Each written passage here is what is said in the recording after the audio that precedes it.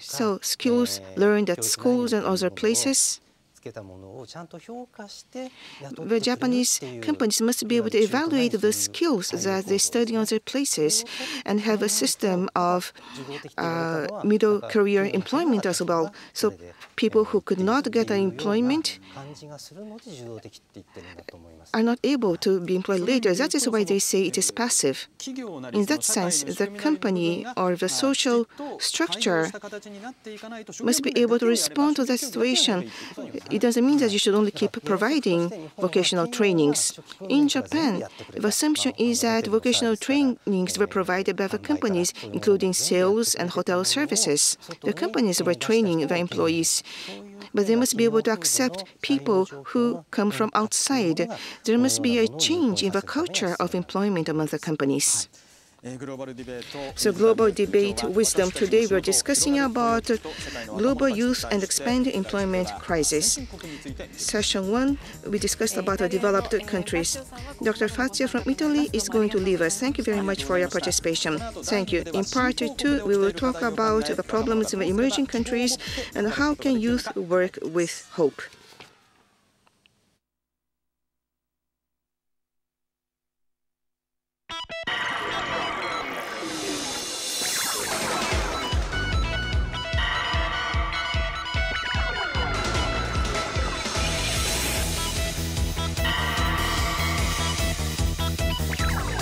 Global Debate Wisdom.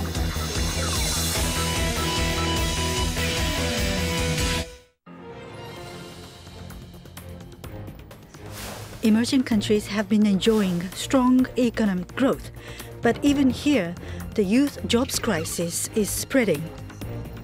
China has been the engine of the world economic growth. Of the 7 million new graduates from university, 1 million are said to be unable to find a job. In South Korea, even if you graduate from a top university, 1/3 are not able to find work. While the society becomes more affluent and more young people have higher education, there seems to be a mismatch with the kind of people businesses want.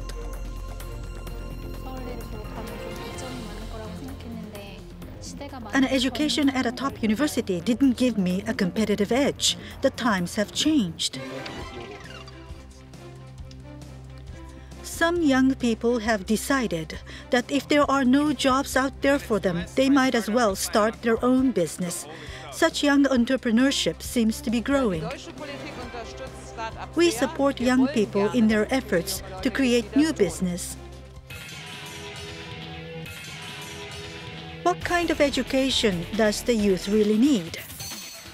What kind of jobs and what form of work is needed in the future? We'll have that debate with young people from the world.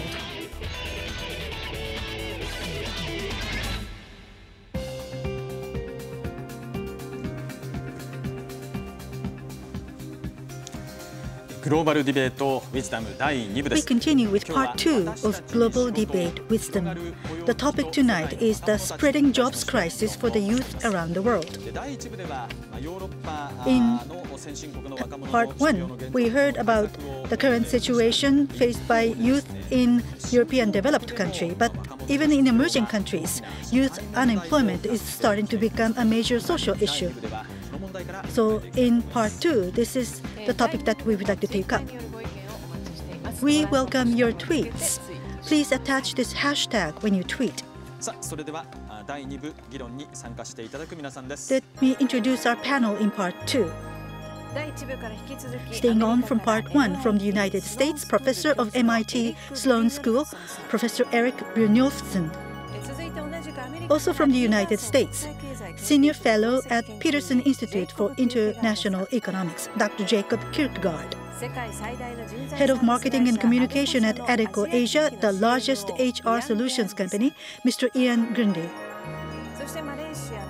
A young member of Parliament of Malaysia, Mr. Stephen Sim. And joining us from part 2, an expert on European youth issues and founder of Think Young, a policy think tank, Mr. Andrea Gerosa. And here in the Tokyo studio, joining us from part 2, He started his own business of performance pay-based part-time job information site while in college, and in 2012, he listed his company on the Tokyo Stock Exchange at the age of 25. Entrepreneur Mr. Taichi Murakami. And Professor Masahiro Yamada from Chuo University is also staying on with us from part 1.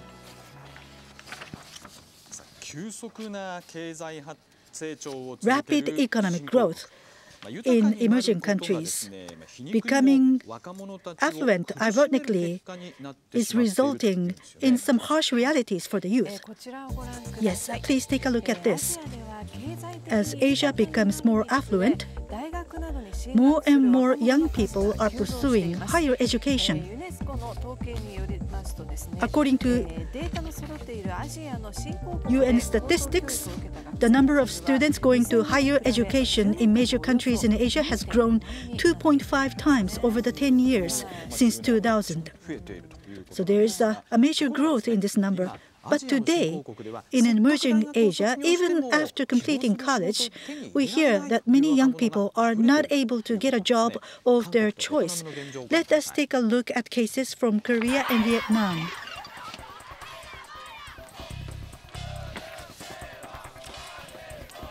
South Korea places great importance on academic credentials. The percentage of those pursuing higher education is more than 70%, higher than the OECD average. Most of the students aspire to go to a top university and find employment at a premier company. But in South Korea, there is a dramatic increase in the number of youths unable to find work after graduating from college, and they remain unemployed.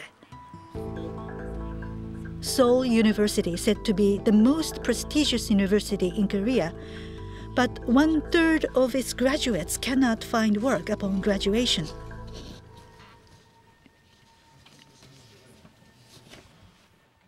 This is the Job Placement Assistance Center of the university.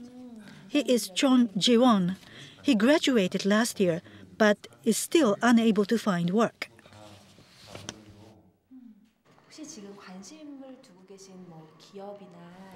Do you have any specific area or company of your interest? I am interested in the media, such as newspapers and TV networks. It is said that there is a mismatch between the number of youths with a high level of education and the number of companies that can offer suitable jobs for them. There are too many young people with a high academic background wishing to get a job at a premier company. There are simply not enough jobs to accommodate them. Jae-won thought he reached the pinnacle in terms of academic credentials.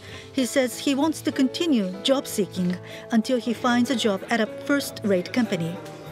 I thought that a bright future awaited me when I got admitted to Seoul University, but that is nowhere to be found. This is a so-called job seekers cram school attended by young people wishing to survive in this fierce employment race. They go through several months of training so that they will be able to leave a good impression in job interviews. Open your mouth widely. Follow me. Hello, thank you for giving me a chance to introduce myself. Through my experience studying in Japan and the United States, in order to get through the straight gate to land a prized job at a top-flight company, young people must make efforts in areas other than their academic work. While large companies are flooded with applications from young people seeking jobs, SMEs are having serious difficulty hiring people. This is a recruiting session organized near the city of Seoul. 2,000 people showed up, but there were hardly any young people. It's a problem. People spending many years looking for a job only at large corporations. You don't gain any experience. The reason why young people have difficulty getting a job in Korea is because too many people are going to college. We may need to consider cutting the number of universities.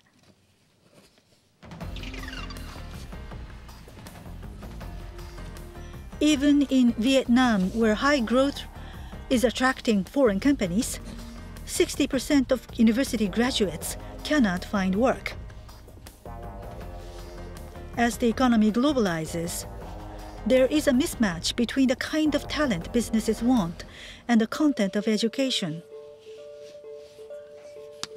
This is Toan, a graduate of four-year technology university. He wanted to get a job at a foreign company operating in Vietnam, but he was told that knowledge obtained in college is not sufficient to be an immediate asset to the company. He says that only jobs offered are low-wage, irregular positions. It's so hard to find a decent job. I was fresh out of college, with no experience and limited knowledge, and corporations demanded practical experience. This is a World Bank report on the Vietnamese economy issued last year. In its critical analysis, the report says that the quality of university education is becoming a drag on the country's economic growth. The report says what is lacking is the students' initiative and creativity to overcome problems.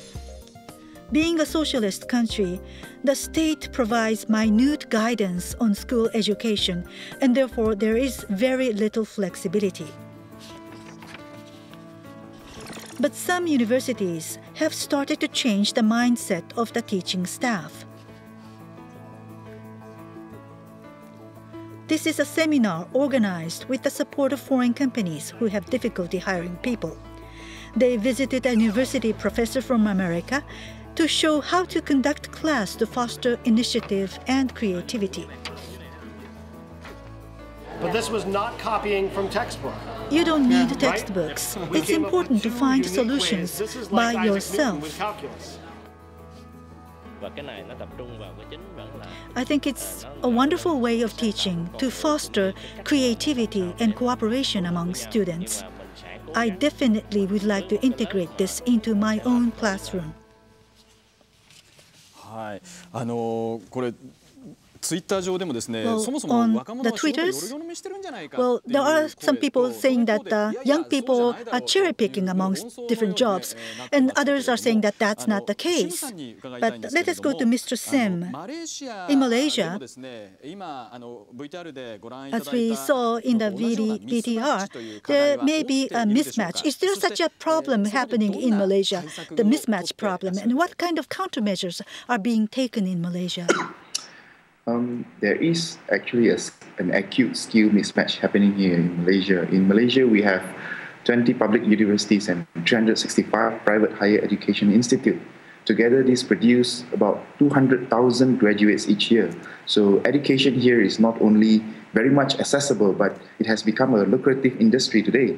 And this is not necessarily a good thing, because when education is commodified, it undermines the quality of our graduates. The competition to increase the quantity of graduates will definitely affect adversely the quality of the graduates that they produce.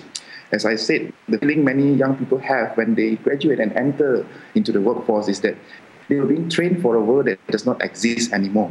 The latest statistics in Malaysia shows that there is 1 in every 3 graduates who is jobless. And on the other hand, we are seeing countries such as China, where recently I was in Shanghai for a World Economic Forum event. I was told that China produces 500,000 engineers every year. How are we going to absorb all this into the industry? What should the education system do?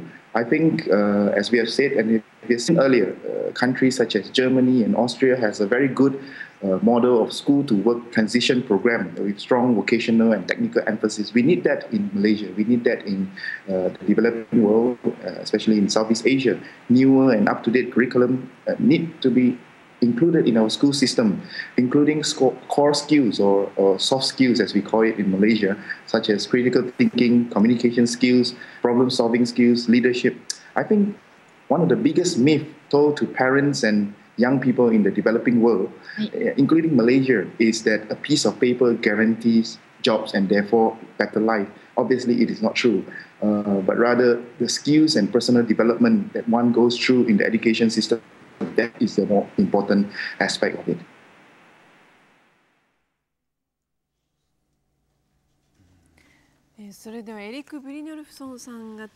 Professor Brynjolfsson, you have your hand up. Any comment from you? Yes.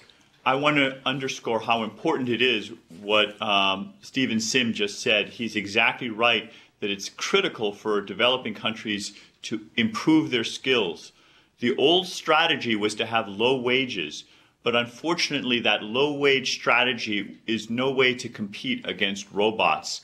Right now, the low-wage countries are even more in the bullseye of robots and automation than the high-wage countries that we talked about previously. The simple tasks that have been offshored from America, Europe, and Japan to China, Malaysia, and India are the very first ones to be automated. In fact, China is the #1 importer of industrial robots, and Terry Gou and others are buying millions of these robots to replace low-wage workers who are doing simple tasks. The only strategy that will work is to upgrade the skills, not to try to compete on lower wages.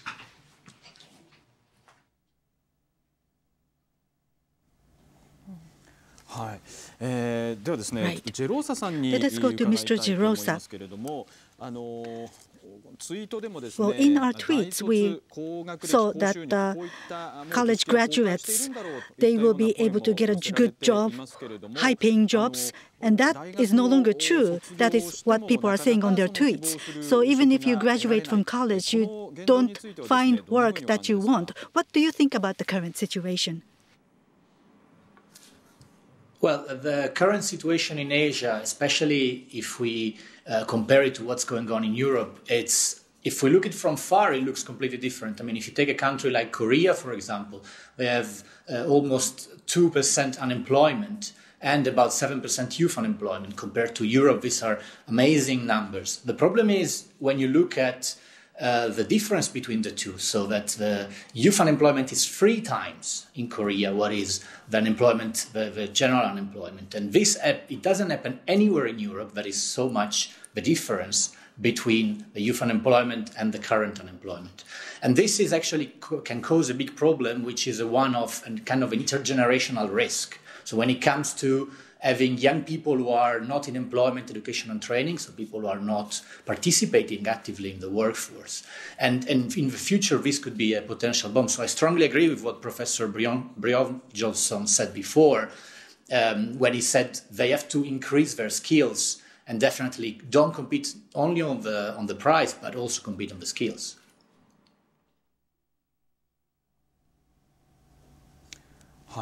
Mr. Murakami, you yourself started a business and you're managing your business now. Well,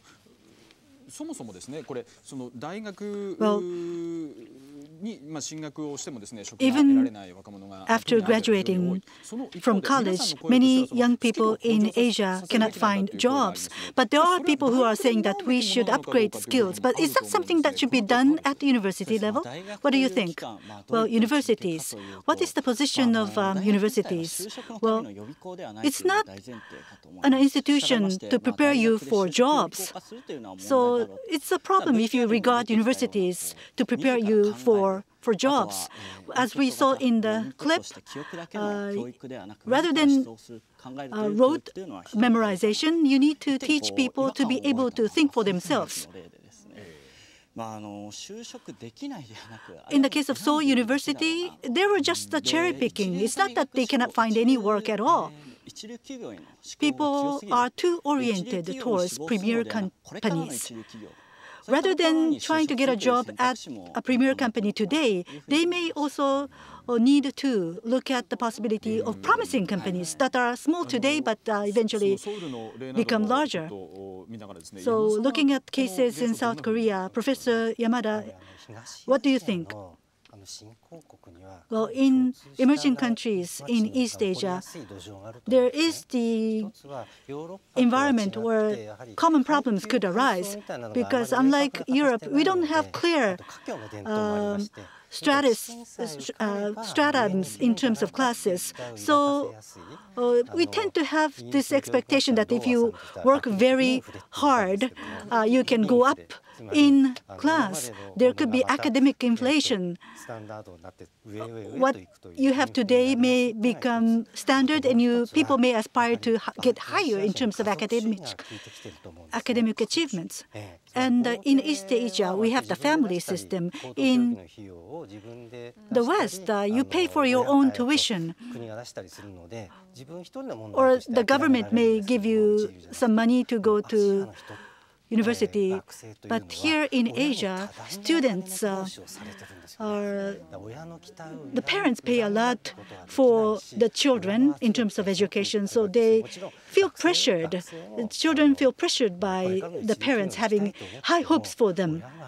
So even if children want to get a job at a promising company, maybe the parents want them to get a job at an established company. So there are many things that we have to be looking at the base level. Mr. Grundy, you are providing HR services here in Asia. So university education and the kind of people that businesses want, there may be a mismatch here. What do you think about this current situation? Yeah, I think as Murakami-san just said, that the universities don't have a responsibility to prepare people for jobs. But I think they do have a responsibility that when somebody leaves the college or the university, that they have a qualification that is required and is in demand. And I think what we're going to see, and what I hope we see, is far more interaction between the private sector, the companies and organizations, and the academic sector. I think it happens now casually sometimes. I don't think in many countries there's a specific process in which every single company and the academic institutions understand what each one requires of the other. So I think that needs to happen. The second thing is I think there'll be more of an understanding that once you leave university with a qualification, that the way in which people will work will start to be different. I think we'd all agree that the job for life, that one job for life, that time is over. And that people are going to start working in very different ways going forward. We've talked already about entrepreneurs and people opening their own businesses, but we're going to see people working more on a contract basis, on a temporary basis. We're going to see a lot more work outsourced. And I think that accepting that the future of work and how it looks is very different is also a stepping stone as well to a future where you can actually work soon after you leave school or college.